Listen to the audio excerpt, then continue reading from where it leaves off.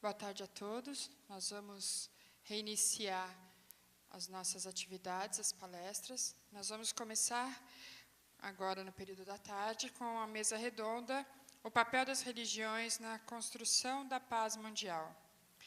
Já se encontra aqui na mesa conosco Dom José Maria Pires, arcebispo emérito de Paraíba. Isso, Paraíba, que veio de Minas. Eu gostaria de chamar aqui Simin Rabani,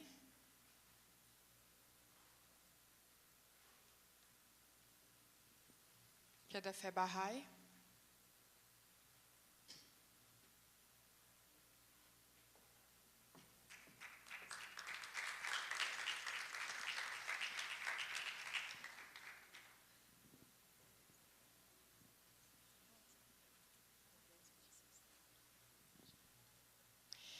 E gostaria de chamar também o Sheikh Mohammed Hagib, da Ordem Sufi Havelt. Por favor. Pode sentar, fica à vontade.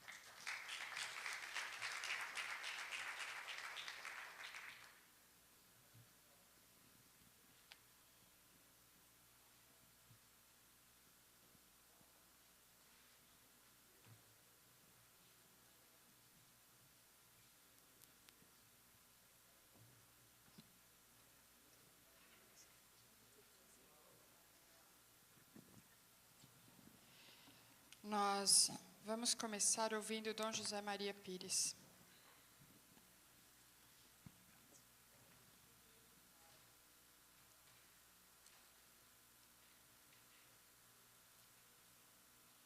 É o papel das religiões na construção da paz. Eu falo daquilo que eu vivo e que conheço. Isto é a religião cristã. Se a gente vai às origens, vê como Cristo, desde o seu anúncio, foi um profeta da paz. Quando ele nasce em Belém de Judá, os anjos vão levar a notícia aos humildes, aos pastores. Qual é a mensagem deles? Damos para vocês uma grande notícia. Hoje nasceu na cidade de Davi, em Belém, o Salvador do mundo. E aí os anjos começaram a cantar, glória a Deus e paz na terra. Então o anúncio da chegada de Jesus Cristo é como um canto de paz entoado pelo coro dos anjos. Glória a Deus e paz aos homens, paz na terra aos homens, de boa vontade. Uma das traduções, a tradução mais perfeita seria os homens a quem Deus quer bem. Homens aqui não é o sexo, é o gênero, não é? E o Cristo não só anunciou a paz, mas depois de ressuscitado, a primeira mensagem dele é também uma mensagem de paz. Ele aparecendo aos seus discípulos, que estavam amedrontados, então se recolheram, de certo modo se esconderam lá no cenáculo. Ele diz o Evangelho, estando fechadas as portas e janelas, ele apareceu no meio deles e foi dizendo, a paz esteja com vocês. Então, questão de paz é algo que está no coração de Deus. Ele quer um mundo de paz. Os discípulos de Jesus, a gente lembraria aqui Francisco de Assis, foi o homem que conseguiu reconciliar cidades, num tempo em que cidades naquela região lutavam uma contra a outra, uma cidade se armava e enfrentar a outra, não é? É Francisco que concede pacificar aquelas regiões. Não só as cidades, mas ele traz uma mensagem de paz para as pessoas. E então mostra como realmente o caminho para o relacionamento seja esse caminho da paz. Aí vem aquela imagem tão bonita do lobo de Gubbio. Diz que é um lobo que vivia trazendo medo àquelas regiões, àquelas famílias, não é? Então Francisco provoca a paz de um lado e de outro. Do lado do povo, é claro que ele precisa fazer isso, que ele está faminto. Vocês então têm que dar comida a ele. E do lado do lobo, chamou o lobo, passou a mão na cabeça dele e disse que ele não fizesse mais mal, ele ia receber sempre a comida das pessoas. É uma lenda, mas é uma lenda significativa e que dá bem o espírito de São Francisco de Assis, que criou até, ou no tempo dele surgiu até uma ordem terceira. Então, os franciscanos têm a ordem primeira, a ordem segunda e a ordem terceira. A ordem terceira secular é para homens e mulheres que vivem em família, casados ou solteiros, etc. Mas qual é o compromisso deles? Primeiro, ninguém pode andar armado. Para favorecer a paz, se você não tem uma arma, você vai ao outro de uma maneira. Se você está armado e o outro pisou em seu pé ou disse uma palavra contra você, você pode então ameaçá-lo. Então, ninguém pode andar armado. Segundo, ninguém pode ter arma lá dentro. Você vai ao outro, não pode ir com raiva, não pode ir com nenhuma preocupação de machucá-lo, de maltratá-lo, mas você vai ao seu irmão. Esta mensagem de Francisco inspirou a mensagem de Dom Helder Câmara, que era também assim muito devoto de São Francisco. E foi Dom Helder que, naquele período da ditadura, período difícil, quando muitos jovens estavam partindo para a violência, e então muitos jovens perderam a vida, foram presos, tiveram que sair do Brasil, etc. Dom Helder prega a não violência evangélica.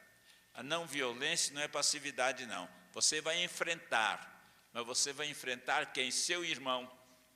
Agora ele está sendo um opressor, qualquer que seja o sentido, está sendo um opressor, mas ele é também seu irmão. Um dia ele poderá deixar de ser opressor, nunca deixará de ser irmão, será sempre seu irmão. Então você vai falar não ao opressor, mas ao irmão. Se é seu irmão, você vai numa outra linguagem. Se é opressor, você vai reclamando. Se é irmão, você vai buscando a maneira de conciliação. E não só palavras, mas Dom Helder deu o testemunho do exemplo dele, né? A começar que ele deixou o Palácio dos Manguinhos e foi morar na sacristia de uma igreja, exatamente para poder estar mais perto daquelas pessoas que sofrem, daquelas que são vítimas da violência. E nessa sacristia apenas fizeram, quem conheceu aquilo, eu conheci bastante, porque eu era vizinho de Dom Helder, nesse tempo eu era o arcebispo da Paraíba. Lá no fundo fizeram só aquela meia parede, fizeram a divisão para colocar lá um banheiro, não é? E uma cama. E aqui do lado de cá tinha uma rede só, o resto era dos livros dele. Comida, cozinha não tinha não. Dom Helder era marmiteiro, vinha todo dia uma marmita para ele de uma casa religiosa ali vizinha. Dom Helder era o maior biguzeiro da praça, sendo arcebispo de uma cidade, de uma diocese tão grande, tão importante. Dom Helder não tinha carro, ele saía da casa dele, lá da sacristia da Igreja das Fronteiras, com aquela mala pesada, carregando livros, ia sempre para uma reunião, ia para o ponto de ônibus, ficava lá esperando o ônibus, né? Aí passava alguém reconhecido, dizia, Dom Helder, o senhor vai onde? Não, meu filho, não quero atrapalhar a sua vida, não, você tem seus compromissos, tem para o seu trabalho. Não, Dom, eu faço questão. Então, aí Dom Helder aceitava. Você ficava feliz porque levou Dom Helder a tal lugar. Um dia está Dom Helder lá no ponto, esperando, quando aparece, lá no fundo aparece um casal. Aí o sujeito vem, aí mais perto de Dom Helder, começa a diminuir a velocidade, né? Vem. Bom, certamente vai dar uma carona a Dom Helder, né? Quando ele chega em frente a Dom Helder, ele coloca a cabeça lá de fora do carro, e vira para Dom Helder e diz, filho da puta! Na mesma hora, Dom Helder dizia, mas você não sabia que nós somos irmãos? Dom Helder ainda pôde ouvir a mulher dele dizendo, bem que você podia ter ficado livre dessa, né? Ele tinha uma presença de espírito que era uma coisa extraordinária, né? Mas justamente por causa dessa disposição dele de ver todos realmente como irmãos. Então, realmente o tema que aparece aqui, papel das religiões na construção da paz, é alguma coisa que exige o testemunho, é o exemplo. Não basta, a doutrina é esta, a doutrina da paz. Ninguém vai dizer que é outra, ninguém vai dizer que é para pregar a violência. Mas não basta a gente ter a doutrina. É importante que haja os testemunhos. As pessoas, parece, não sei, estão vindo lá atrás? Acho que estão, não é? Parece que as pessoas têm que cada vez mais viver essa mística, porque é uma mística. Quando naquele período da ditadura, a gente tinha que enfrentar as armas, o exército. Quem disse que nós podíamos ir com a arma? Íamos ser aniquilados. Mas também aquilo não é uma estratégia, não. É muito mais uma mística. Em que consiste a mística? Nessa capacidade de realmente você ver o outro como irmão, ou ver no outro irmão. Ele é agora agressor, vamos dizer, vai prender você, mas é seu irmão. Então, trate realmente como irmão. Viva como irmão, sinta por ele o irmão. Algumas vezes eu fui também com Dom Helder para essas empresas difíceis, né? A recomendação dele, olha, para o grupo todo, se tem alguém que está armado, volte, não fica no nosso meio não, pode ir embora. Aqui só vai quem não tiver uma arma. E também é preciso a gente ir com o coração bem aberto. E eu não sei de um caso em que a gente tenha perdido a parada. Às vezes demorava. Eram noites e noites a gente se revezando em frente a uma prisão. Mas é a não violência, não é? Nosso irmão foi preso, é um agricultor, é uma agricultora. Eu me lembro quando a Anunciada foi presa.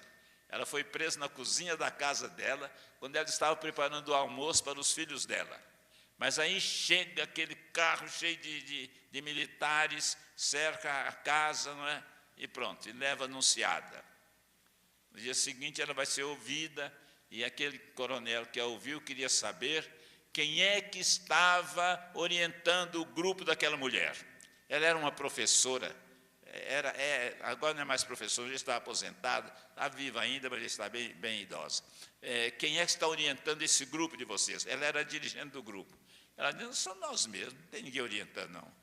Ele disse, tem sim, vocês não são capazes de fazer as coisas que vocês fazem sozinhos, não.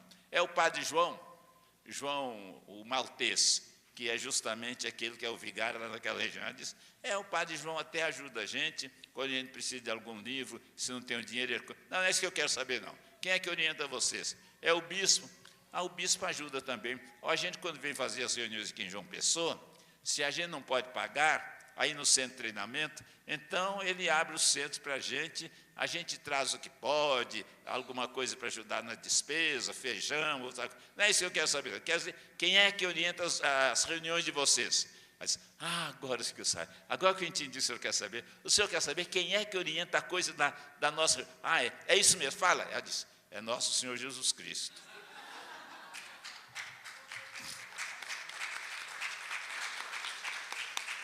Olha, o homem ficou indignado com aquilo.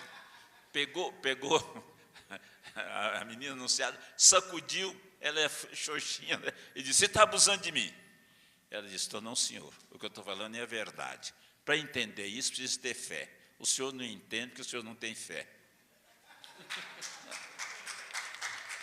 Olha, arrasou com o homem, viu? Mas ele, um sujeito formado, entendeu, não falou mais nada. Mandou preparar um lanche para ela, e mandou embora. Né? Nós estávamos reunidos lá, esperando o que ia acontecer com a pobre da Anunciada. Aí ela veio e contou a coisa para nós. Aí eu disse, puxa, você falou o mesmo que no século XII disse Santo Anselmo. Só que ele falou na língua dele, falou em latim, crede ut intelligas. Para a gente crer, para a gente entender, para a gente crer, precisa entender. Ou para a gente entender, precisa crer. O senhor não entende porque o senhor não acredita. Na linguagem dela, ela falou aquilo mesmo que é um axioma de Santo Anselmo. Por quê? As pessoas estão vivendo a não violência. Se ela fosse contrariada, disposta a maltratar, etc. Então o povo deu vários exemplos, porque vivia a mística. Não é estratégia, não. A mística da não violência, não é? E o Manassés, já de idade, preso também, ele vai ser interrogado, e um desses coronéis, então, a hora ele dá uma resposta, e o coronel disse para ele, você está mentindo? Ele disse, o senhor me respeita, viu? Eu sou mais velho que o senhor. E, olha, e da minha boca nunca saiu mentira, não. O senhor está me desrespeitando. Então, ter coragem de, numa situação como esta, né, tomar. Por quê? É porque está vivendo a paz, vivendo a paz. Então, a paz não é alguma coisa assim, só de teoria ou coisa de fora, não. Olha, eu vou confessar para vocês uma coisa que até hoje me preocupa. Na ocasião da guerra do Iraque, eu fiquei pensando, meu Deus, se o Papa, era João Paulo II, se o Papa resolvesse agora ir morar no Iraque, quem seria o governo dos Estados Unidos de jogar bomba ali, sabendo que o Papa estava morando ali? Então, a questão da paz é isso. Claro que, mas era possível uma coisa dessa. E as pessoas íntimas com quem eu falei disseram, não, você acha que a Cúria Romana ia deixar? Sim, mas se o Papa insistisse, não é, que seria o caminho. Isto é, há momentos em que é necessário a gente, em favor da paz, enfrentar a guerra. Não vai fazer a guerra, mas vai enfrentar a guerra onde ela está. E eu fico pensando hoje, o que a gente faria ou poderia fazer para acabar com esta guerra, a dupla guerra, a guerra da droga, a guerra da violência. Hoje todos nós temos medo, então nós reforçamos as grades das nossas casas, portas e janelas. Quando nós entramos para a nossa casa, nós estamos dentro de uma prisão, tudo fechado, não é? E tem agora até segredo. Estive outro dia numa casa e tem até segredo para a gente entrar. Então, quem não sabe o segredo, não entra nem sai. Porque nós estamos realmente nos defendendo, nos protegendo. E estamos deixando que a violência cresça cada vez mais. Quando eu saí da Paraíba e fui para Belo Horizonte, eu comecei logo a participar de um grupo de oração. A gente se reúne toda segunda-feira e da minha casa até lá, caminhada assim, de alguns quarteirões. Então, eu sempre ia a pé. Hoje não deixam que eu vá a pé. Antes de eu sair, já tem um carro na porta me esperando, de um companheiro. Por quê? É perigoso. Mas é tão iluminado, mas é perigoso. Então, hoje a gente vive o medo. Ao invés de nós enfrentarmos com a doutrina da não violência, da paz, são todos meus irmãos, por que eu não posso ir para lá? Mas o sujeito vive na droga, etc. Sim, mas eu não vou falar com ele na hora que ele está no auge, não, porque ele não tem capacidade de refletir. Mas que caminho a gente tem que encontrar para que nós enfrentemos os desafios de hoje? No passado, pessoas de enfrentar os diversos desafios. Nós deveríamos ver como enfrentar os desafios que nós temos hoje. Não é mais o passado. Hoje é a violência. O Brasil não é um país de gente violenta. Eu me lembro como é que nós não precisávamos trancar a casa, deixava a porta só encostada, se alguém precisa vir, pronto. E a gente não está em casa não, mas uma pessoa conhecida precisou de alguma coisa, entra, tira o que precisa, depois ela fala. Tínhamos essa confiança, hoje não temos mais. Eu estava num domingo, estava sozinho em casa, a pessoa que trabalha comigo só fica durante a semana, fim de semana ela tem direitos também dela, então não tinha ninguém em casa, eu sozinho. Toca a campainha, eu vou atender no interfone. Era uma senhora pedindo para ir ao banheiro lá em casa. Ora, eu sozinho em casa, olhei pela grade, era uma senhora bem jovem. Eu digo, meu Deus, como é que eu faço? Se a empregada estivesse aqui comigo, hoje não tinha problema, mas eu sozinho em casa, tem 4 banheiros lá. Eu disse para ela, minha senhora, eu estou sozinho aqui, não vou abrir a porta para a senhora não, né? Agora, a minha vizinha aqui é conhecida, ela até é ministra extraordinária da comunhão, ela é casada, tem o marido dela, tem 2 filhos, só pode tocar lá que ela vai atender a senhora. Mas eu com 4 banheiros em casa, deixo de abrir a casa para uma senhora que talvez estivesse realmente precisando muito. Mas eu tenho medo, é o medo. Antes a gente tinha confiança, hoje a gente vive o medo. Nós cristãos, e por isso que eu digo que eu podia dar o ponto de vista dos cristãos, nós cristãos temos esse compromisso da paz. O compromisso da paz não é um negócio assim simples, não. É de nós realmente enfrentarmos os inimigos da paz. Então, se a violência está presente, nós não vamos combatê-lo com a violência, mas com aquilo que o Cristo nos diz. Uma das bem-aventuranças é: bem-aventurados os pacíficos, porque eles serão chamados filhos de Deus. Pacífico não é sujeito que é quietinho, não. Pacífico é aquele que faz a paz. Pacífico são os fazedores da paz. A tradução que eu vi e que é muito boa é os promotores da paz. Então, nós temos essa obrigação de ser promotores da paz. E se o mundo está aí em guerra, e se a violência está aí presente, e se as pessoas não se respeitam, e qualquer coisa, outro dia eu ia para um encontro, tinha que atravessar uma favela. Felizmente foi um padre que conhecia a favela, que foi me buscar no aeroporto. Quando nós chegamos no meio da favela, um rapaz pulou na nossa frente, assim, já apontando a arma, não é? O padre não se incomodou muito, não, mas eu achei aquilo estranho. Então, depois que o rapaz reconheceu o carro, o padre baixou o vidro e a gente passou. Então, o padre disse: bom, aqui é por isso, porque de vez em quando vem a polícia e ela vem e já vem atirando. Então, o pessoal que enfrenta nessa favela, eles enfrentam também a polícia, não é? Mas então a gente poder sentir como realmente é importante que nós, é obrigação nossa, que nós sejamos realmente os portadores da paz. Bom, não sei se ainda tenho tempo, mas eu encerro aqui a minha participação. Muito obrigada, Dom José. Nós vamos passar agora a Simen Rabani.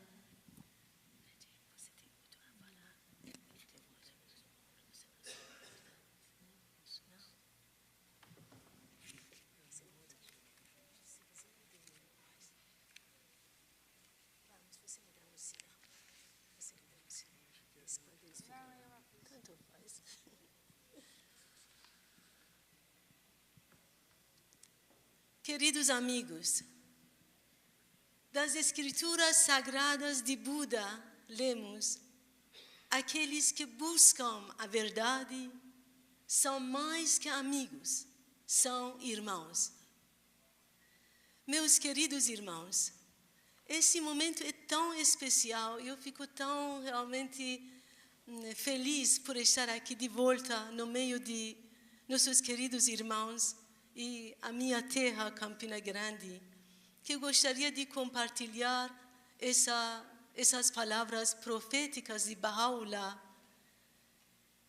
que diz: ergueu-se o tabernáculo da unidade, não vos considereis uns aos outros como desconhecidos. De uma só árvore sois todos vós os frutos, e de um mesmo ramo as folhas. Vós sois as estrelas do mesmo céu e as gotas do mesmo oceano. E que o bem-estar da humanidade, sua paz e segurança são inatingíveis, a menos e até que sua unidade seja firmemente estabelecida. Bem, eu preparei alguns slides. Eu sei que o meu tempo não vai permitir de apresentar todo o trabalho, mas eu sei também que amanhã pela manhã, das 9 ao meio-dia, e também de 2 horas até 3h30, estarei à disposição de todos na Universidade Estadual. Então, o que é de hoje para apresentar, eu compartilho, senão amanhã estarei à disposição de todos. Glauco? Sim.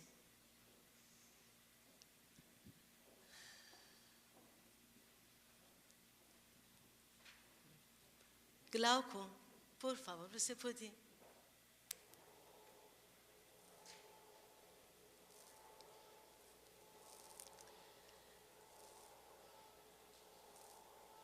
Dizem que o que realmente promove um avanço na civilização humana são mais as perguntas do que as respostas.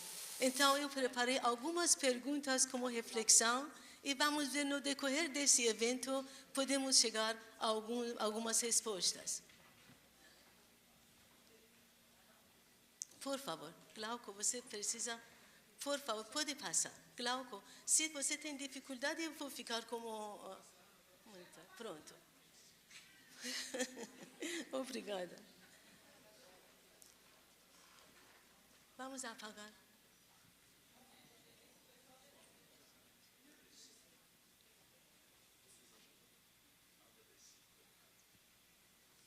Para que serve a religião? Por que há tantas religiões? Por que as religiões têm influência positiva e negativa? Serão as religiões compatíveis entre si? Será possível que apenas uma religião que seja verdadeira e todas as outras sejam falsas? Haverá alguma religião que seja a palavra final de Deus à humanidade? Por favor. Pode passar, por favor. A história da religião tem demonstrado que o nosso Criador tem influenciado na história e no processo civilizatório da humanidade através de envio de mensageiros ou profetas ou educadores divinos. Pode passar. Antes de começar a falar da religião e a revelação divina, tem alguns pontos que eu gostaria de convidar a todos para fazer uma reflexão e ponderar durante todo esse evento. E quais são as características, os critérios que o pesquisador deveria ter em mente. O pesquisador é convidado a desenvolver virtudes humanas e motivação pura. Pôr em Deus sua confiança, jamais querer enaltecer-se a si próprio acima de qualquer outro. Apagar da tábua de seu coração todo traço de orgulho e vanglória. Firmar-se na paciência e resignação, guardar em silêncio e abster-se de palavras vãs. Esse que busca deve também considerar a calúnia como um erro grave. Deve contentar-se com pouco e livrar-se de todo desejo desmedido. Seu dever é socorrer os desvalidos e nunca negar aos necessitados o seu favor. Cumpre-lhe mostrar bondade para com os animais e ainda mais para seus semelhantes. Não desejar para os outros o que não deseja para si próprio, nem prometa o que não cumpre. Aqui essa figura é muito interessante. Deus, o nosso Pai Celestial, sempre interveio no processo da religião e nos assuntos da humanidade por meio de mensageiros divinos. Então, em cada época, os mensageiros, como Adão, Krishna, Moisés, Zoroastro, Buda, Cristo, Maomé, Bab e Baha'u'llah, e ainda nos acreditamos que, à medida que a humanidade evolui, cresce, irá receber novas leis e preceitos divinos de acordo com sua necessidade e capacidade. E um trecho muito bonito de Bhagavad Gita, de Krishna, sobre essa progressividade da revelação, que a revelação divina é um processo progressivo e não final. Ele diz, Krishna diz, eu venho e vou, e venho. Quando a retidão declina, ó Bharata, quando a perversidade é intensa, levanto-me de época em época e assumo a forma visível e me movo como um homem entre os homens, socorrendo aos bons reprovando a maldade e restabelecendo a virtude em seu assento.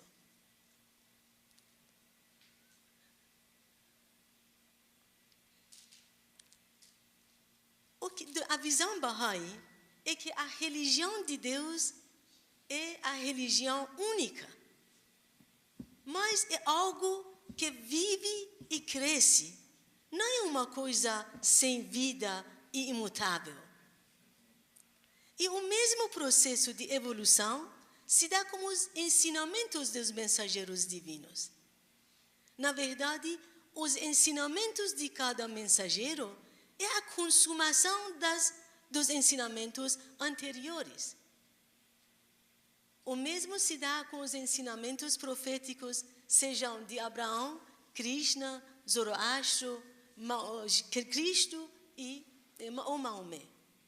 Sua parte exterior muda de tempos em tempos, de acordo com a necessidade e capacidade em cada época. Mas, a fim de perceber melhor essa revelação progressiva, que a gente diz que a religião é única, podemos observar o processo de evolução, o crescimento da semente, flor e fruto, ou o crescimento do ser humano, do feto, adolescência, maturidade. Nos ensinamentos de Moisés, vemos o botão. Nos de Cristo, vemos a flor. Nos de Baha'u'lláh, o fruto. A flor não destrói o botão, nem o fruto destrói a flor.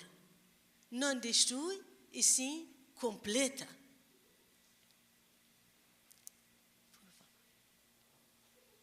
Então, a revelação divina é progressiva, não final, e que todas as religiões estabelecidas são divinas em origem, idênticas em seus objetivos, complementares em suas funções e indispensáveis em seu valor para a humanidade.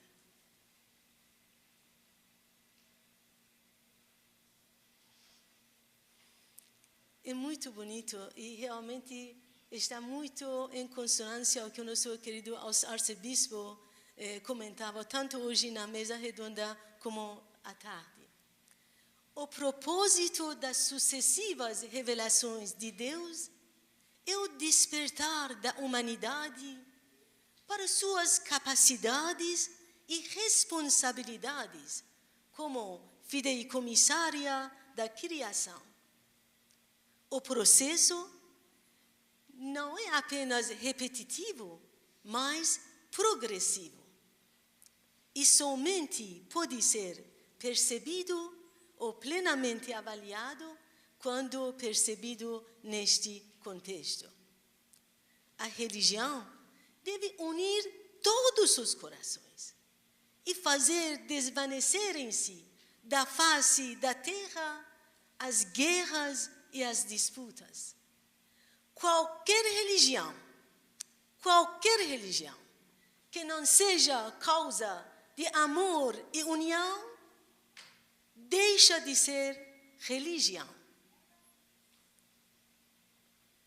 Todas as grandes revelações divinas promoveram avanços tanto a nível do indivíduo como na civilização humana.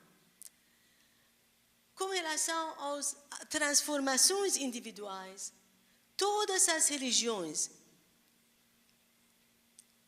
os indivíduos aprenderam a controlar, a dominar o lado animal de suas naturezas, aprenderam a fazer grande sacrifício pelo bem comum, aprenderam a praticar o amor, a generosidade, perdão e confiança, e expender os recursos e as demais riquezas pelo bem comum.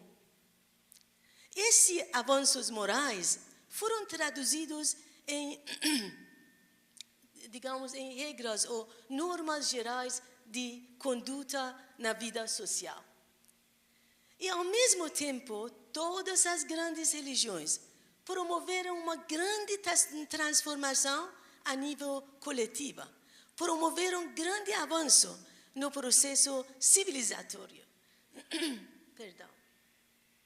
E, na verdade, o espírito liberado pela vinda dos mensageiros, juntamente com a influência do exemplo de suas vidas e os preceitos e leis divinos por eles trazidos, e os sistemas sociais estabelecidos por suas leis e preceitos, promoveram cada vez mais unidades maiores e integração maior na sociedade, de modo que a humanidade passou por diversos estágios na sua evolução: unidade de família, unidade de tribo, unidade de nação.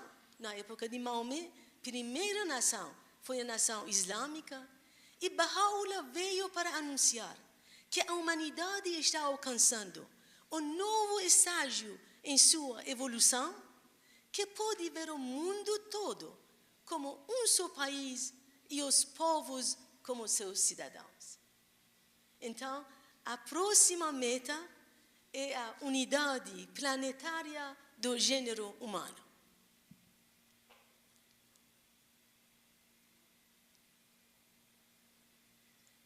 Todas as grandes religiões têm uma lei central, é chamado de Lei Áurea. Apenas eu vim para compartilhar essa Lei Áurea que vem se repetindo em todas as grandes religiões mundiais, para saber que daqui a pouco vamos ver que os ensinamentos divinos são de dois tipos. Uma, a parte espiritual, que é eterno, imutável, sempre é válido, sempre foi válido, é válido e sempre será válido. E a parte social, que muda de época em época, dependendo da exigência da época. Vejam que lindas palavras.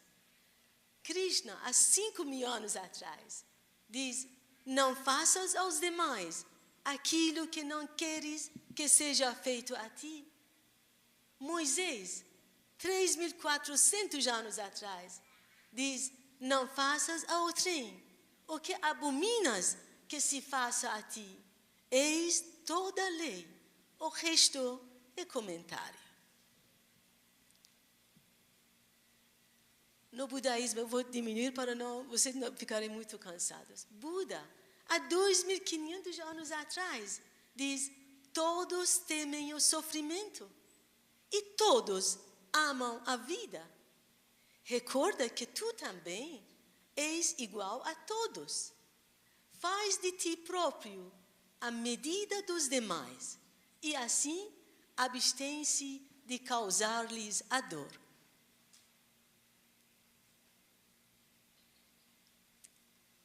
E Jesus Cristo diz: tudo aquilo, portanto, que quereis que os homens vos façam, fazei-o vós a eles, porque isto é a lei e os profetas. E Maomé, há 1.400 anos atrás, repete essa mesma lei áurea e diz: nenhum de vós é um verdadeiro crente, a menos que deseje para seu irmão aquilo que deseja para si próprio. E Baha'u'llah diz: ó filho do homem, se teus olhos estiverem envolvidos para a justiça, escolhe tu para o teu próximo o que para ti próprio escolhes. Bem-aventurado quem prefere seu irmão a si próprio. Eu gostaria de chamar a atenção dos amigos para esse fato. Bem-aventurado quem prefere seu irmão a si próprio. Isso já é um estágio um pouco mais avançado. Até agora éramos recomendados a tratar uns aos outros, mas ao longo dos anos a história deve ter mostrado que nós agora estamos capazes de até dar preferência aos outros do que a nós mesmos.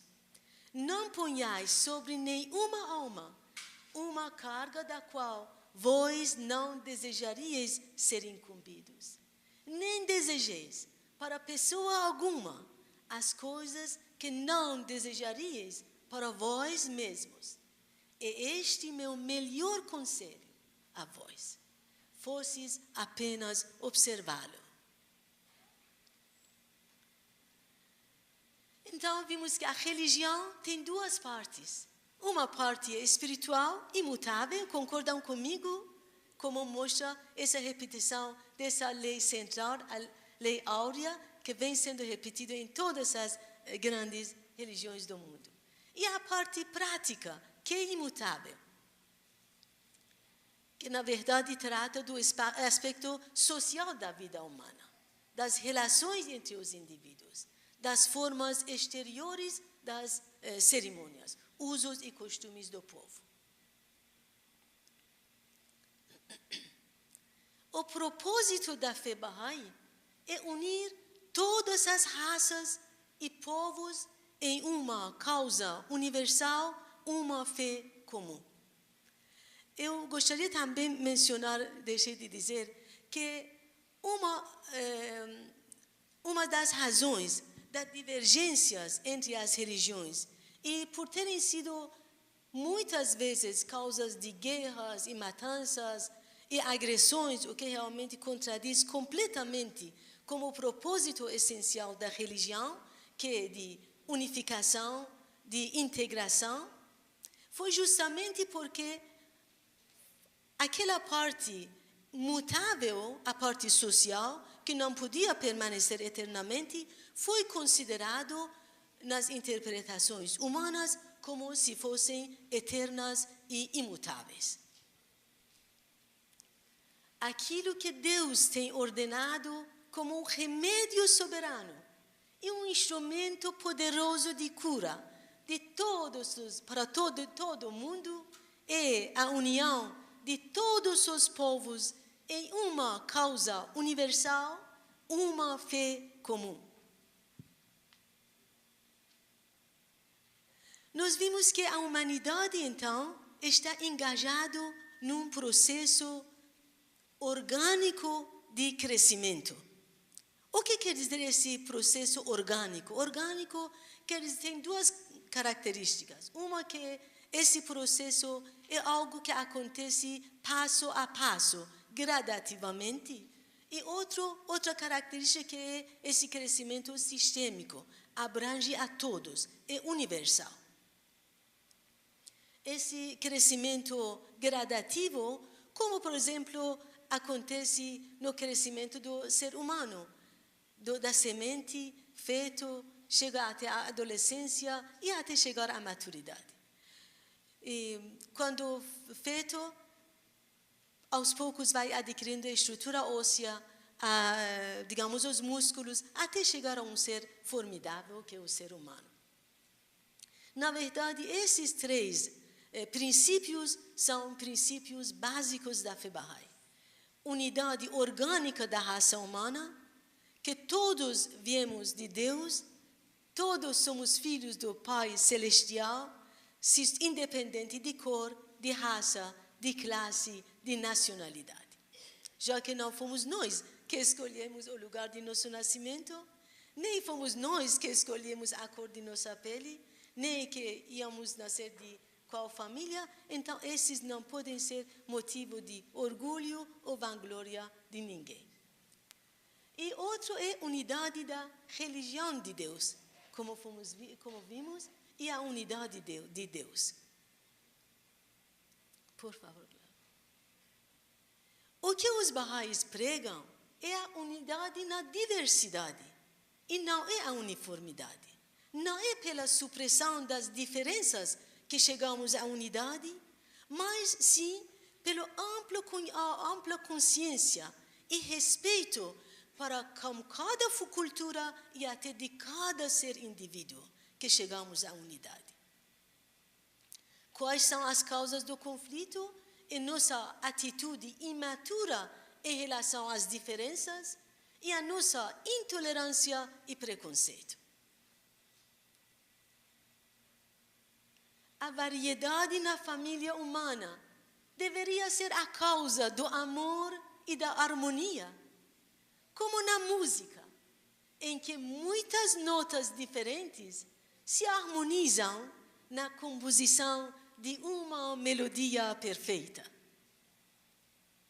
A terra é um só país e os povos seus cidadãos. Ergueu-se o tabernáculo da unidade. Não vos considereis uns aos outros como desconhecidos. De uma só árvore sois todos vós os frutos, e de um mesmo ramo as folhas.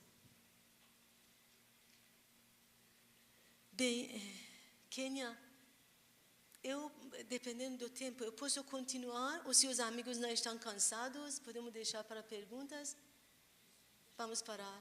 Muito, muito obrigada pela paciência.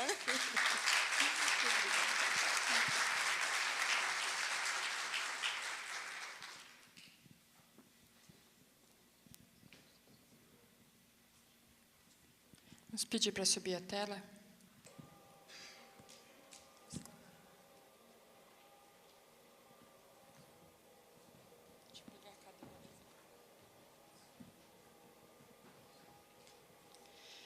Nós vamos continuar e no final da próxima palestra a gente abre para perguntas.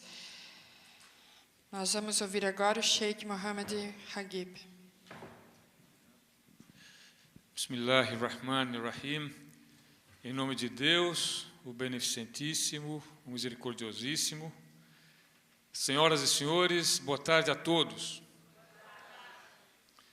É uma satisfação muito grande, de verdade, estar aqui com vocês, nessa cidade que tem nos recebido de forma tão carinhosa, por uma equipe tão exemplar de batalhadores aqui de Campina Grande, que, com apoio de pessoas de bons ideais, torna possível esse evento.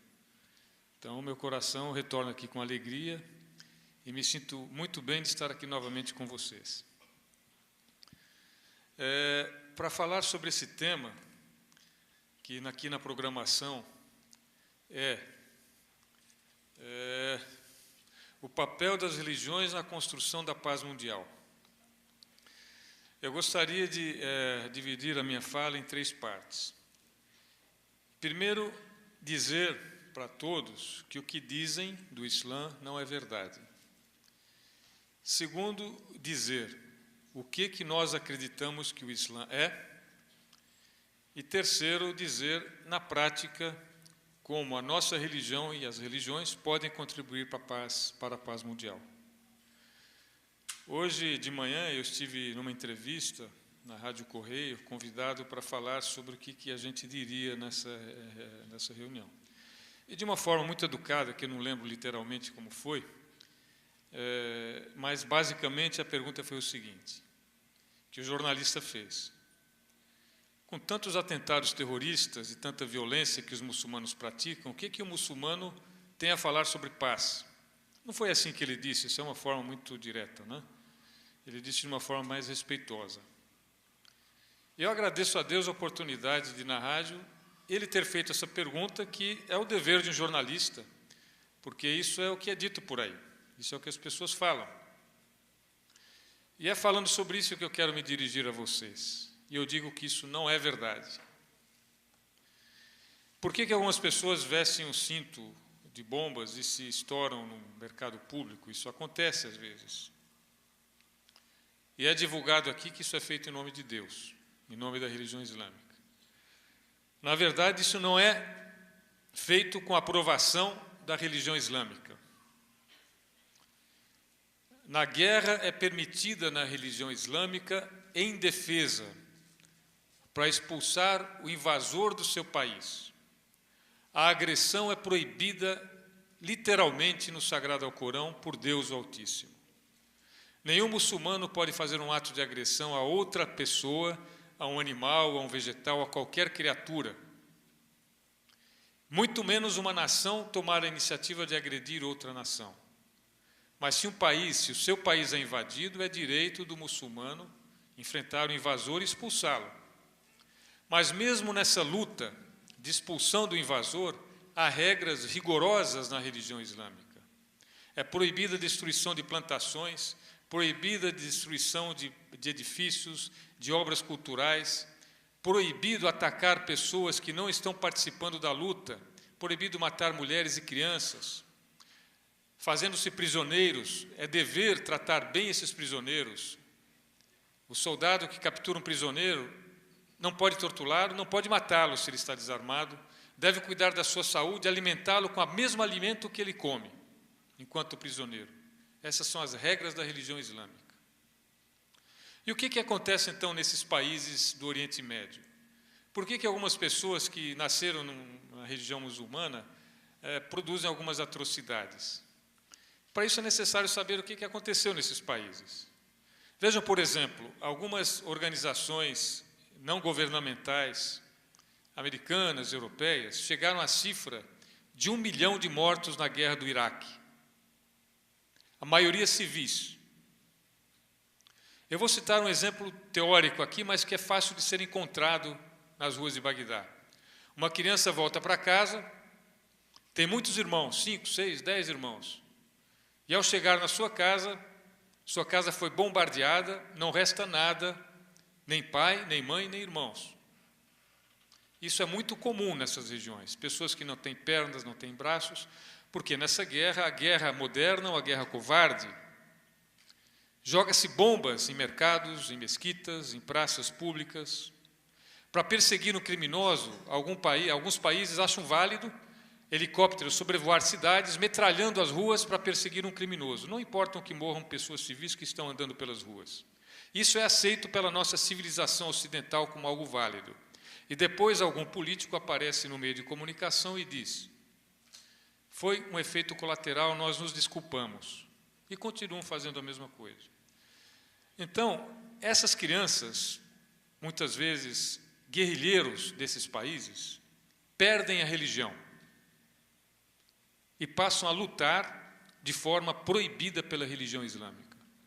Nós acreditamos que tanto a prosperidade quanto a adversidade são testes que Deus, o Altíssimo, traz à humanidade conforme o destino de cada um. A prosperidade é o teste em que a pessoa é colocada numa situação de poder, de força, de influência. E o seu desafio é usá-los com justiça e com discernimento, para benefício da humanidade, respeitando os direitos dos seres humanos e da natureza em geral. Esse é o teste da prosperidade. O teste da adversidade é quando o indivíduo sofre uma tragédia natural ou provocada por guerras, e o seu desafio é manter a sua fé, o comportamento ético e justo, e a sua luta de uma forma justa e ética, sem ferir direito à vida e o direito de outras pessoas. Dizem a muitos irmãos muçulmanos que o teste da prosperidade é mais difícil, porque na adversidade muitos lembram de pedir ajuda a Deus, mas na prosperidade muitos pensam que são Deus e podem fazer o que bem entendem e distorcer as leis e as éticas, e muitas vezes usarem ideias nobres na religião, Deus, o Altíssimo, ideias de liberdade, democracia e qualquer outra coisa para justificar os seus fins materiais. E pessoas que sofrem essas tragédias muitas vezes são manipuladas por guerrilheiros que perderam a religião, que agem contra os princípios da religião na busca dos seus objetivos políticos e de libertação política. Essa que é a nossa visão desse assunto. Mas a religião islâmica e várias universidades islâmicas, por exemplo, a Universidade de Azhar, no Cairo, universidades na Arábia Saudita, instituições islâmicas sérias já produziram, porque no mundo atual se tornou necessário, vários decretos, éditos, jurídicos, dizendo que o ataque terrorista é ilegal na religião islâmica, que a religião islâmica não dá respaldo a isso. Mas interessa no mundo ocidental divulgar essa ideia, porque imagina, um americano típico é uma pessoa normal, ética, né? Imagina que ele votaria em alguém que dissesse: vamos invadir o Iraque para controlar as reservas de petróleo. Duvido que eles votassem numa pessoa assim. Mas se disser, não, eles são bandidos, eles são terroristas, eles têm armas de destruição em massa, eles estão nos ameaçando, talvez fique mais fácil. Então, muitas vezes, corporações e têm interesses materiais, econômicos, distorcem e divulgam informações erradas a respeito da religião islâmica. Seria equivalente, a maioria no nosso país é cristão. Nós vimos há umas semanas atrás pessoas na televisão escondendo dinheiro na meia e nas partes íntimas. E mostrou na televisão, uma certa ocasião, que eles se reuniram e rezavam, né? Pedindo proteção a Deus para continuarem as suas práticas. Talvez muitos aqui viram isso, né? Imagine que alguém pegue isso e diga, fora do Brasil, com manchetes garrafais, cristãos fazem isso, isso, isso, isso. Como se a religião cristã apoiasse esses fatos, o que é uma mentira, uma calúnia. Nós muçulmanos respeitamos e amamos muito Jesus, alaihi salam, e sabemos que os cristãos, a religião cristã, não defende esse tipo de coisa. Então, a primeira coisa é isso, negar o que é dito normalmente. E o que nós muçulmanos acreditamos? Não vou mencionar os princípios da fé, mas vou mencionar alguns princípios que são ditos no Sagrado Corão, que ajudam a entender a relação do islamismo com a paz. Primeiro, respeito à vida, respeito ao conhecimento. Há um dito do profeta Muhammad que diz assim, se houver um conhecimento num país tão distante quanto a China, é dever do muçulmano buscar esse conhecimento e aprender com ele e respeitá-lo. Respeito à diversidade cultural. No Sagrado Corão é dito, nós vos criamos de macho e de fêmea e vos dividimos em povos e tribos para reconhecerdes uns aos outros. A diversidade cultural da humanidade é uma obra de Allah subhanahu wa ta'ala, é uma obra de Deus Altíssimo.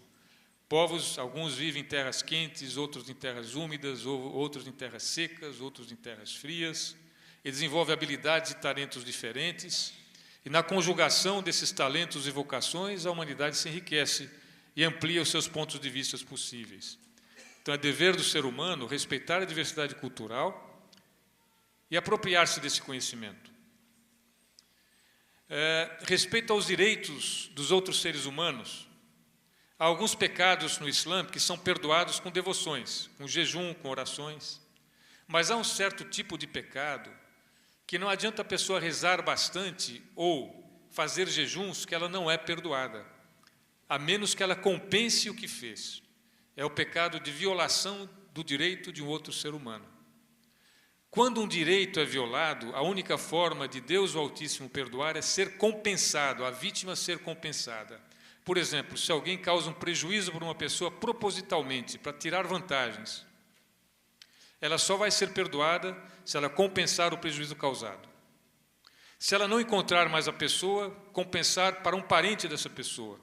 Se ela não encontra mais a pessoa, a família, fazer uma doação, uma obra de caridade e dedicar em seu coração o benefício espiritual daquela obra àquela pessoa que foi sua vítima. Porque se não fizer isso enquanto estiver vivo, nós acreditamos que no dia do julgamento, diante de Deus, porque nós acreditamos no dia do julgamento, aparecem o algoz e a vítima, e Deus vai retirar uma boa ação do algoz e vai contar com a boa ação da vítima. E se o algoz não tem mais boa ação, os pecados da vítima contarão para o algoz. Então, é muito sério violar o direito de outra pessoa. E com base nisso, a religião islâmica, num período de 20 anos, espalhou-se da Península Arábica para a Península Ibérica até as fronteiras com a China de leste a oeste, da região do sul da Rússia até o Sudão, na África, em 20 anos. Povos de diferentes culturas e nacionalidades se tornaram muçulmanos, preservando as suas culturas e idiomas originais. Os persas, no Irã, são muçulmanos, falam farsi, falam persa. No Afeganistão, por exemplo, são muçulmanos, falam urdu. Chineses falam chineses, são muçulmanos, embora recitem o Corão em árabe, e assim por diante. Conhecimentos, por exemplo, do zero na Índia, foram assimilados pelos primeiros muçulmanos e criaram a álgebra, que permitiu o desenvolvimento da ciência, da astronomia, a medicina e assim por diante. Num período de 20 anos, houve essa expansão do Islã com respeito a esses princípios. E houve uma fase áurea da humanidade. Então, esse é o fruto desses princípios no islamismo. Como é que nós entendemos a contribuição do Islã para a paz? Para isso, eu gostaria de expor uma visão resumida do papel do ser humano na vida e no universo. Nós entendemos que nós temos uma parte material e uma parte espiritual, que é a nossa alma e o nosso espírito. A nossa alma vem a esse mundo material e fica absorvida pelas demandas do mundo material, pelas demandas de sobrevivência, de abrigo, de prazeres, e acaba passando dos limites do equilíbrio. A única forma do ser humano ter o seu equilíbrio completo é ter a sua vida nesse mundo material pautada por princípios éticos de origem divina, que são revelados pelo profeta, e no caso do Islã, foram trazidos a nós pelo profeta Muhammad, que a paz e a bênção de Deus esteja com ele. Quando a pessoa pauta a sua vida material por princípios éticos, que têm origem divina, ela entra num processo de purificação interior, de desenvolvimento espiritual e de alcance de cada vez mais de harmonia e equilíbrio interno. Ela consegue, à medida que seus esforços são contínuos e persistentes e reconhecidos por Deus, um estado de paz interior. E por viver em paz, ela se torna menos agressiva, menos egoísta, mais cooperativa. Na medida em que a pessoa se afasta dessa orientação divina, ela se torna mais sofredora internamente, mais egoísta, mais individualista, mais desconectada da realidade da natureza e da vida, e sofrendo mais se torna mais injusta, porque tenta compensar o seu sofrimento com atos errados, como bebida, drogas, sexo desregrado, uma vida irregular, que causam mais sofrimento e um ciclo vicioso que torna essa pessoa desarmônica nas suas relações com o mundo e com as outras pessoas. E ela não é produtora da paz. Então, uma forma de colaborar para a paz é inicialmente a paz interior. É orientação para a humanidade, orientação para as pessoas, para nós seres humanos, como viver para alcançar equilíbrio e harmonia com as leis divinas em nossas vidas. E nesse ponto eu gosto de frisar, é importante diferenciar a religião do religioso. Nós acreditamos que a nossa religião é perfeita, mas nós muçulmanos não somos perfeitos. A religião existe para nos orientar, para nos dar direções, princípios éticos. Se nós seguimos os ditames da religião, nós melhoramos como ser humano, purificamos nossas almas e nos tornamos mais pacíficos e harmoniosos. Se a gente tem a religião, mas a gente não segue a religião, não pratica a religião, não produz efeito. É como não tomar um remédio. É como uma pessoa que vai ao médico, compra o remédio e esquece na gaveta. Não produz efeito nenhum.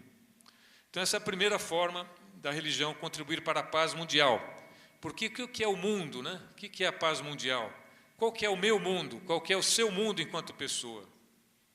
O nosso mundo é o mundo que está ao alcance dos nossos braços.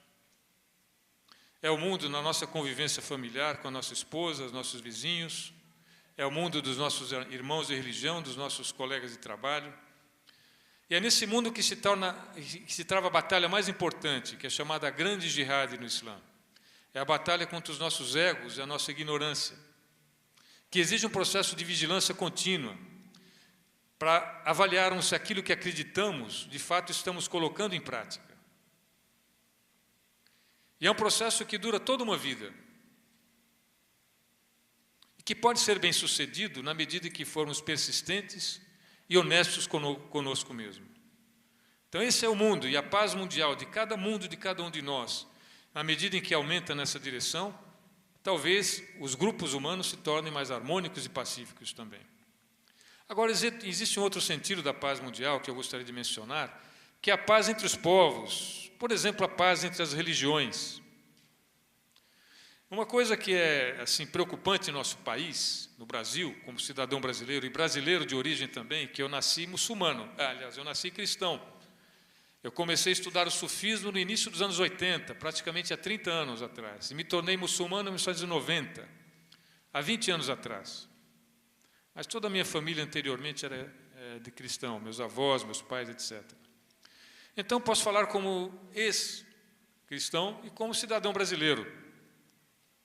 Preocupa em nosso país, agora, começar a surgir violência por motivos religiosos. Aqui eu tenho ao meu lado uma representante de uma religião afrodescendente, que é politeísta. É uma coisa muito terrível o politeísmo para um muçulmano. Nós não acreditamos nisso. Eu acredito o oposto do que a minha colega aqui acredita. Isso é um fato. Mas eu não vou falar dos detalhes da minha crença se ela não perguntar, porque seria insultuoso para ela. Isso é geral, todo mundo sabe que o muçulmano é monoteísta e a Umbanda, por exemplo, o Candomblé são politeístas, não estou falando nada de diferente. Isso eu entendo que não seria um insulto, se for, por favor, me perdoe. Mas se ela não perguntar, não vou entrar nos detalhes disso. Se ela me perguntar, eu tenho o dever de dizer a verdade. E tenho o dever de respeitar a opção dela de seguir aquilo que ela acredita como verdadeiro. E tenho o dever de não agredi-la por isso. E se eu for um empresário, tenho o dever de não limitar a sua oportunidade de emprego por isso. Isso foi exemplar no mundo islâmico. Por exemplo, na Península Ibérica, durante 700 anos, os muçulmanos dominaram, né, Espanha e Portugal, no sul da Espanha, na região de Andaluzia. Eu vou mencionar para vocês um livro escrito por uma historiadora cubana, para não dizer que tem o viés muçulmano. O nome desse livro é Ornamento do Mundo, escrito por Maria Rosa Menocal, que ela relata como era o governo islâmico nesse país. Sobre um governo islâmico, havia primeiros ministros trabalhando para um califa muçulmano, um judeu ou um cristão. Os governos islâmicos promoviam debates entre teólogos das religiões, judeus, rabinos judeus, cristãos, monges e padres e bispos, e mais muçulmanos, para debaterem temas da religião, num clima de muita liberdade e aceitação religiosa. Esse é um princípio puro islâmico, essa tolerância religiosa. Então, quando eu digo isso, estou dizendo como muçulmano e também como cidadão brasileiro. Saddam Hussein, que era um tirano, um psicopata, segundo a minha visão, tinha um primeiro-ministro que era cristão. Tal forma, isso é arraigado na cultura islâmica, a tolerância interreligiosa. Alguns governos, alguns povos ao longo da história foram exceção em relação a isso, porque muitas vezes governos distorcem leis em seu benefício. Mas isso são exceções e não é o que a religião diz. Então, a paz em nosso país, que é a nossa casa, precisamos cuidar para que entre nós brasileiros nós não passemos a nos agredir, porque uns escolhem ser ubandistas, outros escolhem ser candomblé, outros escolhem ser muçulmanos e assim por diante. Precisamos preservar essa liberdade e não trazer violência por motivos religiosos ao nosso país. Eu, em São Paulo, tenho participado de grupos e movimentos que defendem essa ideia. Então, embora se me perguntarem, eu vou dizer que outras religiões que não o Islã, nós não acreditamos e não recomendamos, e que eu acredito, sinceramente, de todo o coração, que a minha religião é a correta, e que o profeta Muhammad, que a paz e a bênção de Deus, é o último profeta, e que no Alcorão é dito que depois dele não vem mais nenhum profeta, que ele é o profeta universal para toda a humanidade, e que provou isso que em 20 anos, povos de diferentes culturas, idiomas, já se tornaram muçulmanos. Embora eu acredite nisso, eu sou capaz de lutar em movimentos e falar em prol dos direitos daquele que não querem, escolhem não acreditar nisso e terem as suas escolhas. E isso é uma atitude islâmica. Em São Paulo isso é feito. E eu, por amor à justiça, devo dizer que nos dias de hoje, a minha experiência pessoal, e na presença do arcebispo aqui presente, né, dizer que, na minha experiência pessoal, a Igreja Católica tem sido exemplar nesse processo em São Paulo. Eu tive a oportunidade, como muçulmano, de estar na Catedral da Sé, a governança, digamos assim, da Igreja Católica. Já estive ao lado de umbandistas, pessoas do candomblé, pessoas de tradições indígenas, em eventos interreligiosos, fazendo uso da palavra, fazendo as nossas orações, na presença, por exemplo, de D. Cláudio Umes, que hoje está no Vaticano. Isso é um exemplo dignificante. Realmente é necessário dizer isso. Porque quando nós vemos, por exemplo, um muçulmano e uma pessoa de uma religião afrodescendente sentados juntos numa mesa, sem agressões recíprocas, isso é um exemplo importante em nosso país, que precisa ser preservado. Então, acho que uma forma das religiões contribuírem para a paz também, a paz mundial e, mais especificamente, a paz em nosso país, é promover o diálogo interreligioso, é não acirrar o preconceito e a ignorância, as lideranças religiosas não acirrarem o preconceito e a ignorância entre seus seguidores. Chega aos nossos ouvidos, eu não vou mencionar, que algumas religiões, por exemplo, fazem discursos dizendo que religiões como o Islã e outras são satânicas, dizendo que todo muçulmano é terrorista, que no Alcorão propõe um ataque terrorista, etc. E eu quero dizer a vocês, cada pessoa, cada indivíduo é responsável pelas opiniões que forma. Você deve, perante Deus, quando alguém faz uma acusação para alguém, perante Deus, se você aceita isso, sem questionar, sem buscar uma outra referência, e você propaga uma calúnia, você vai responder perante Deus no dia do julgamento por isso. Então é seu dever, seja quem for que lhe fala algo, e o Islã estimula isso, buscar informação, formar a sua opinião, ouvir a outra parte, para não propagar mentiras e calúnias. Algumas lideranças religiosas distorcidas, por motivos, talvez por falta de conhecimento, saem propagando, ideias entre seus fiéis, estimulando inclusive preconceito, deboche e agressões contra praticantes de outras religiões. Isso é muito errado. O que vamos ganhar com isso? Violência em nosso país, agressão, porque uma pessoa que é agredida, ela pode aguentar muito tempo, mas certamente nem todos têm a paciência para aguentar a agressão indefinidamente e pode passar a revidar da mesma forma. Então, é nosso dever como cidadão brasileiro promover o diálogo, esforçar-se por erradicar a intolerância, o preconceito e a discriminação. Então, boa tarde a todos e que Deus nos ajude, todos como brasileiros, a preservar a paz entre as religiões no Brasil. Obrigada, Sheikh Hagib. Nós temos aqui 15 minutinhos para as perguntas. Então, as pessoas que tiverem perguntas a fazer, por favor, o microfone está aqui na frente. Vamos aproveitar para esclarecer nossas dúvidas.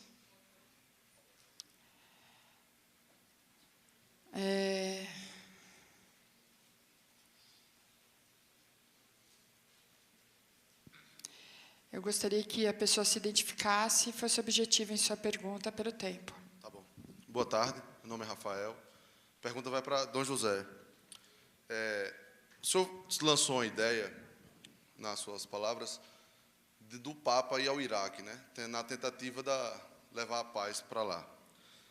E aí eu queria saber do senhor o seguinte, a opinião do senhor sobre a atual gestão do Vaticano, do Papa Bento XVI. Alguns fatos pontuais aconteceram e estão acontecendo durante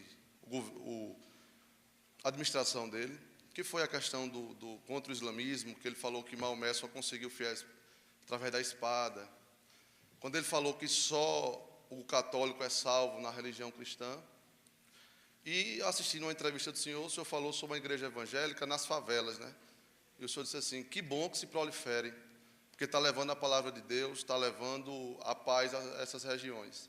Então, observa-se que não há um encontro entre as suas palavras, que é um arcebispo de uma outra geração, como Dom Marcelo, como Dom Helder, e a atual gestão. E só uma curiosidade, João Paulo II tinha algum problema contra Dom Helder? São essas duas observações. Obrigado.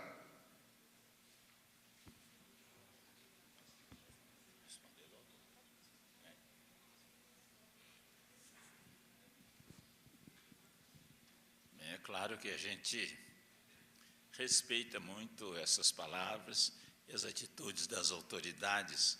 Agora, nós não somos obrigados a concordar. Não se trata de dogma de fé, e são questões abertas. Pessoas podem ter opiniões diferentes. Então, realmente, aqueles pronunciamentos do Papa naquela primeira viagem que ele fez, são pronunciamentos que criaram certo mal-estar e depois o próprio Vaticano procurou explicar, de certo modo, corrigir. Não se trata de uma palavra assim que seja uma doutrina, mas uma posição pessoal. Então, a gente realmente não tem muito a dizer sobre isto e também não precisa concordar com aquilo que realmente não é a missão do Papa, que seria ajudar justamente a comunidade a encontrar na vida aquilo que é palavra de Deus, e não aquilo que é a opinião de um teólogo, por mais que ele mereça atenção, mereça respeito, mas não quer dizer que tudo aquilo que ele diz é coisa que é infalível. Mais alguém?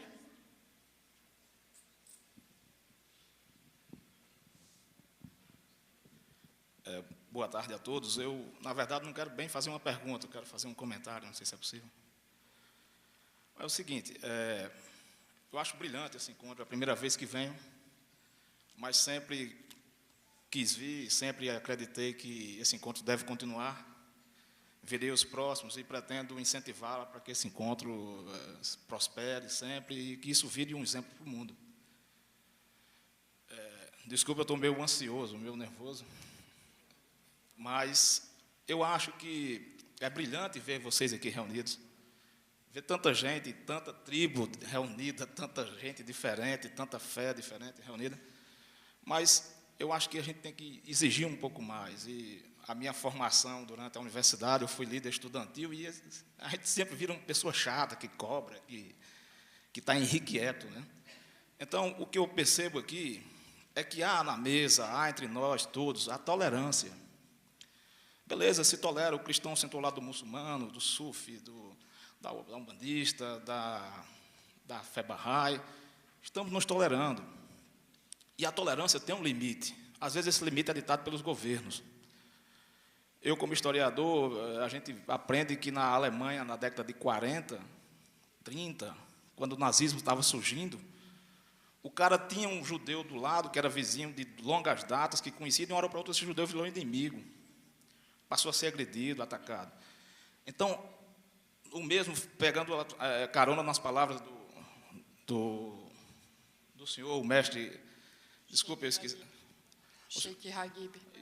O senhor Sheikh, a gente percebe que na Espanha, também na época da expansão muçulmana, os muçulmanos conviveram em perfeita harmonia, em paz, com cristãos, com judeus, né? Incentivaram, inclusive, vários livros judaicos foram publicados nessa época na Espanha. Assim. Então, veja só, o exercício da tolerância tem que ser uma obrigação nossa, tem que ser ditado em lei, tem que estar na Constituição e etc. Mas a gente tem que ir além, a gente tem que compreender o outro, compreender que é possível que o cara seja homossexual, que é possível que o cara seja, sei lá, que é possível que ele seja de direita, de esquerda, que é possível que ele torça pelo Flamengo, pelo Vasco, que tem religião A, B ou C. A gente tem que compreender isso e não adianta querer mudar. Então, fica uma falha nesse encontro, e aqui vai a observação, é que a gente, de um jeito ou de outro, a gente está tolerando, mas está cada um defendendo a sua bandeira. Está cada um dizendo, olha, bem, a minha religião é assim, é ameaçado. Claro, tem que defender. Mas tem que compreender que o outro tem o direito de defender a sua e que a gente pode um dia se colocar no lugar do outro e dizer, poxa, fulano, eu não preciso defender a minha, tem fulano. E aí tem brilhante as palavras do Senhor quando diz assim, poxa, se tem uma igreja evangélica numa favela, qual é o problema? Pelo menos está levando a palavra de Cristo. A gente pode dizer assim, poxa, se tem uma mesquita no interior, numa região de guerra, que bom que vai levar a paz. Eu acho que a gente tem que pensar assim, em compreender o outro e aceitar qualquer que seja a opção, a religião. E era esse o comentário. E muito obrigado.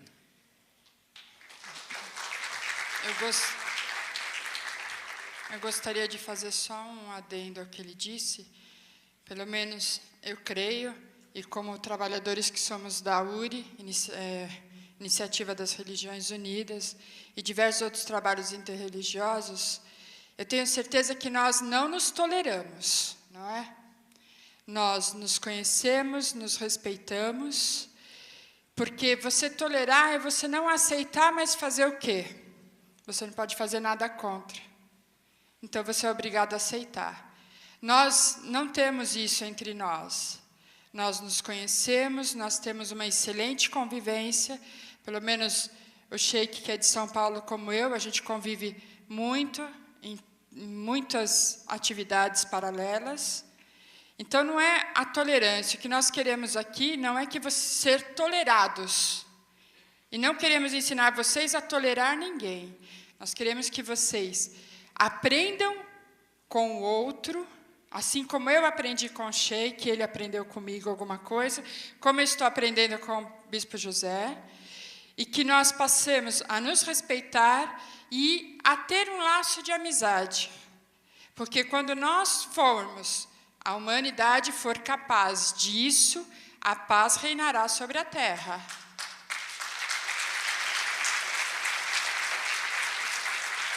Agora, enquanto a humanidade achar que vamos tolerar, a paz não vai reinar, porque ele está errado, eu estou certa, mas eu não posso fazer nada para mudar a cabeça dele. Então eu vou tolerar o que ele faz. Quando, na verdade, eu tenho que entender os motivos dele e, para ele estar certo, ótimo. Se amanhã eu ver alguém discordar dele, eu vou defendê-lo porque eu conheço as razões dele. Então, o intuito da URI, o intuito dos encontros interreligiosos é não criar a tolerância, mas sim a boa convivência, a amizade. Porque só isso leva à paz. E, infelizmente, nós não conseguimos ter isso dentro de nossas próprias casas. Quando nós olhamos dentro de nossos lares, nós encontramos filhos que brigam por qualquer coisa, nós encontramos pais que agridem os seus filhos e que não sabem ter um momento de carinho com eles. Então, a guerra ela começa dentro de nossas casas. Quando nós passarmos a olhar para os nossos filhos com olhos de amor e carinho de verdade, e não como alguém que eu tenho que sustentar, que eu tenho que suprir, que eu tenho que tornar um ser de bem nesse mundo, aí sim a paz vai ser maior. Enquanto o ser humano achar que o livre-arbítrio é uma coisa maravilhosa, que eu faço o que eu bem entendo, mas amanhã, um dia, quem sabe eu responda por isso, e esquece que quem depende dele está seguindo pelo mesmo trilho, que pode ser certo ou pode ser errado, mas ele é o exemplo, porque todos nós aqui hoje somos exemplo. Se não somos exemplos dentro de uma comunidade, como eu sou dentro da minha comunidade, o Sheik é dentro da comunidade dele, ela é dentro da comunidade da fé Bahá'í, e ele dentro dos cristãos. Se nós, que somos exemplos, não conseguimos mostrar bons exemplos, como é que vocês, e vocês que têm dentro da casa de vocês a família, para mostrar o que é um bom exemplo, não fizermos, como é que aqueles que nos olham como exemplo vão agir e vão ser boas pessoas? Em meu templo, o dono da casa, a entidade Cacique Pena Vermelha, um dia, alguns anos atrás, eu olhei para ele e falei, eu quero fazer a bandeira do templo, o senhor me deu uma frase? Ele virou para mim e me disse uma única frase: seja humilde com a humanidade para alcançar a luz na eternidade. E a humildade que ele disse, ele virou para mim e falou assim, e o ser humilde não é a humildade da contemplação da própria impotência. É você saber respeitar o seu próximo como você quer ser respeitado. É você amar o seu próximo como você quer ser amado. É você criar os seus filhos de forma a ser pessoas amorosas e carinhosas que tenham um mundo e uma visão boa do mundo. Eu vou passar para a última pergunta, porque acho que agora eu extrapolei, né? tá? Obrigada. Eu gostaria de fazer um pedido. O libanês, que é meu conterrâneo, se ele poderia localizar minha família na Liba, é a família Darubi, tinha aqui meu telefone. Eu não sou libanês, eu sou brasileiro, né? Sim. Mas se você quiser me procurar no intervalo, eu conheço muitos libaneses em São Paulo. Se for o caso, eu posso encaminhar para algum amigo meu da mesquita que eu frequento. Quero. Então, quando terminar o evento, fique à vontade, pode me procurar. Obrigada, viu?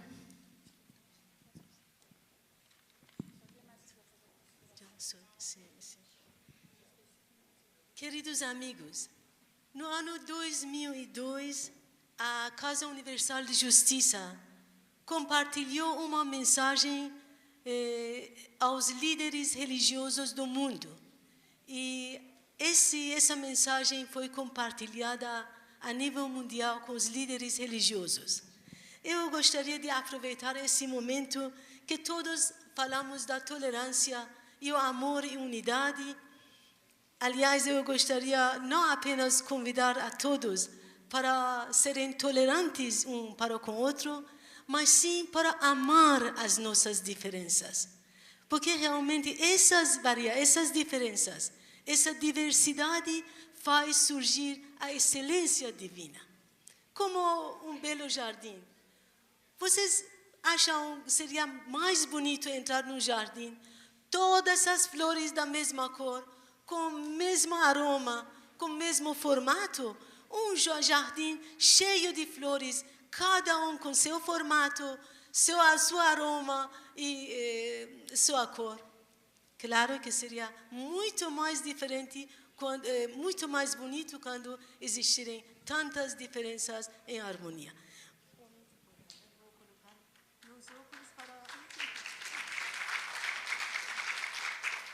Muito obrigada. Eu gostaria de compartilhar um trecho dessa mensagem com nossos amigos. Não pode haver dúvida alguma de que os povos do mundo, de qualquer raça ou religião que sejam, derivam sua inspiração de uma só fonte celestial e são súditos de um só Deus. A diferença entre os preceitos sob os quais vivem deve ser atribuído aos vários requisitos e exigências da época em que foram revelados. Todos eles, excetuando-se apenas alguns poucos, que resultam da perversidade humana, foram ordenados por Deus e são um reflexo de sua vontade e seu propósito. Levantai-vos e, armados com o poder da fé, demoli os deuses de vossas vãs imaginações, semeadores que são de dissensões entre vós. Aderi àquilo que vos aproxime uns dos outros e vos una. Muito obrigada pela paciência.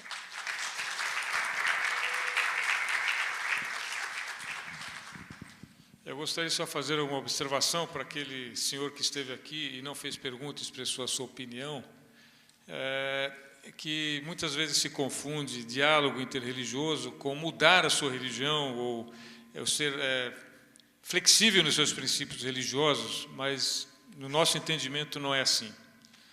Como muçulmano há mais de 20 anos, comecei a participar do diálogo interreligioso, mas não mudei 1 milímetro os princípios que meu coração aceitou. Não sentir a menor inclinação de mudar a minha religião, de deixar de praticar o que eu pratico, deixar de ser um muçulmano em meu coração e na minha devoção com Deus. Pelo contrário, o amor pela minha religião só tem crescido ao longo dos anos. Isso me deixa muito seguro a conversar com pessoas de outras religiões, ouvi-las, aprender com elas, como disse Mãe Rita, e respeitar o ser humano, mesmo que eu não goste de certas coisas quando eu ouço. Às vezes a gente ouve coisas porque é uma questão de coração, de amor. Você ama uma ideia. E às vezes, quando uma certa ideia é apresentada e você é pego de surpresa, você não gosta daquilo, é uma questão pessoal minha. Mas eu gosto da pessoa, eu respeito a pessoa e, acima de tudo, na minha religião, Deus me ensinou, e está escrito no Alcorão, que não há compulsão em religião. Então, Deus me impôs, como muçulmano, o dever de respeitar as pessoas, quer eu goste ou não, pelas escolhas que elas fazem. Então, para nós não existe isso de porque participo do diálogo interreligioso, convivo com pessoas de outra religião, que eu vou me afastar da minha fé. Ou que eu vou aceitar tudo o que os outros dizem como verdadeiro. Não, para mim a verdade é aquela que meu coração abraçou. E essa minha verdade diz que é necessário o respeito recíproco. Só gostaria de esclarecer esse ponto de vista. Porque muitas vezes isso impede pessoas de participar do diálogo interreligioso. Tem pessoas que se afastam com medo pensando que por participarem de uma conversa, de um debate, de um seminário, vão estar traindo a própria religião. Não é verdade isso.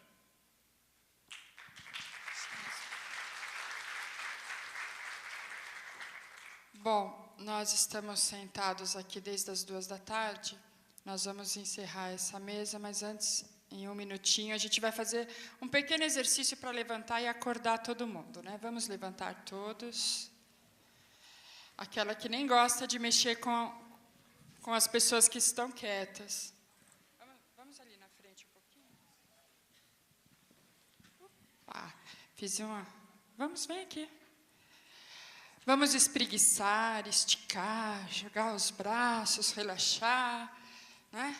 E nós estamos aqui num evento de paz, de tranquilidade, não é? Vamos esticar, estique. Ah, não dá? Então vamos sacudir as mãos, né, os pés, para dar uma mexida no corpo. E como nós estamos aqui numa palestra de cultura, né, de paz, então vamos olhar os nossos amigos do lado, vamos ver se conhecemos ou não e vamos cumprimentá-los, não é? É um motivo de começarmos as nossas amizades.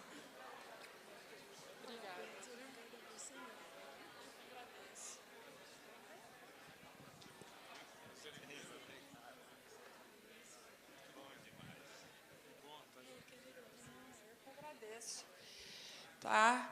E nós encerramos, né? Continuem cumprimentando as pessoas que vocês não conseguiram cumprimentar ainda. E nós vamos nos retirar aqui enquanto eles vão montar a próxima mesa. Muito obrigada. Nós agradecemos aí a presença de vocês.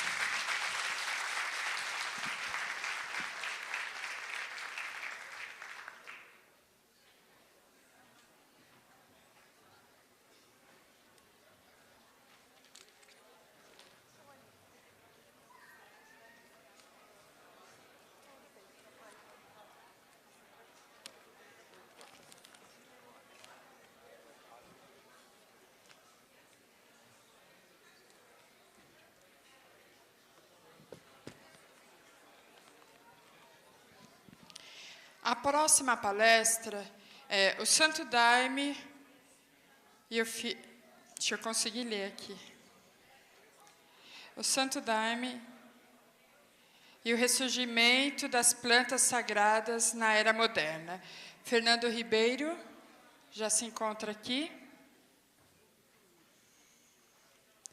Ele vai dar essa palestra. Cadê ele?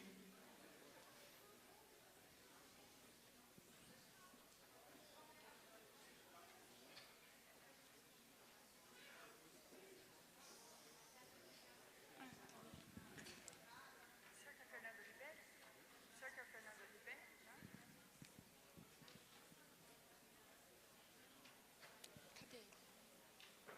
Eu já chamei. Só um minutinho que ele deve estar ali atrás.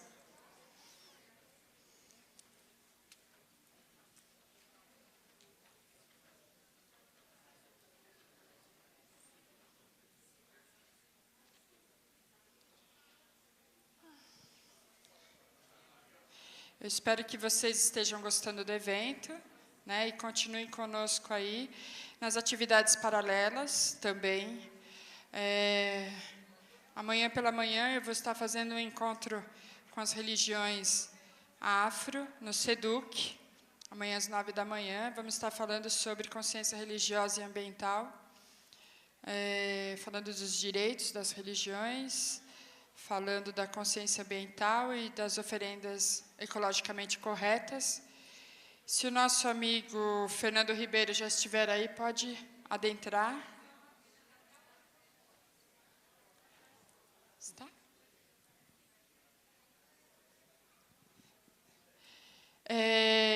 Também está tendo aqui no SESC os atendimentos, então deem uma olhada na programação do atendimento para que aqueles que quiserem uma massagem, uma consulta de tarô, tem cura xamânica, né, que deem uma passada ali no primeiro andar e marquem, né, um horário, conversem com as pessoas, vejam a programação e se tem algo que lhes agrada, né, até mesmo para autoconhecimento. Existem algumas atividades aqui que são de autoconhecimento. Eu gostaria de saber se vocês têm alguma pergunta para fazer com relação a essa última palestra que a gente teve, ou alguma coisa para acrescentar, enquanto o nosso palestrante termina de se ajeitar.